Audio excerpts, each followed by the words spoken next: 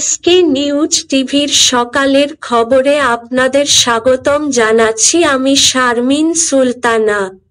কথায় কথায় ইন্টারনেট বন্ধ করা চলবে না বলে জানিয়ে দিয়েছেন ডাক, টেলিযোগাযোগ ও তথ্যপ্রযুক্তি উপদেষ্টা নাহিদ ইসলাম রোববার 11 আগস্ট সকালে সচিবালয়ে ঢুকে গণমাধ্যমের কাছে তাৎক্ষণিক প্রতিক্রিয়ায় এই তথ্য জানান।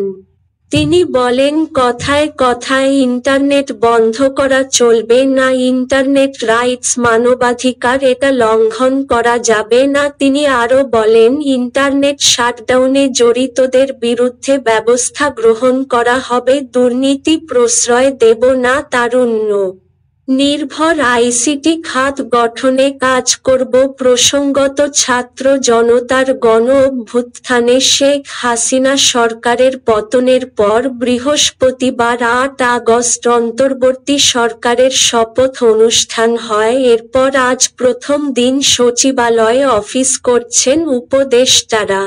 সকালে সচিবালয়ে ঢুকে সমাজ কল্যাণ উপদেষ্টা শারমিন মুর্শিদ বলেন, চ্যালেঞ্জ মনে করলে অনেক কিছু, তবে কাজ করতে চাই। যে পরিবর্তনের কথা বলেছি সেটা বাস্তবায়নের চেষ্টা করব। পরিবেশ, বন ও জলবায়ু পরিবর্তন উপদেষ্টা সৈয়দা রিজওয়ানা হাসান বলেন, আমি সারা জীবন পরিবেশের ন্যায় প্রতিষ্ঠার জন্য অন্যায়ের বিরুদ্ধে কাজ করে গেছি।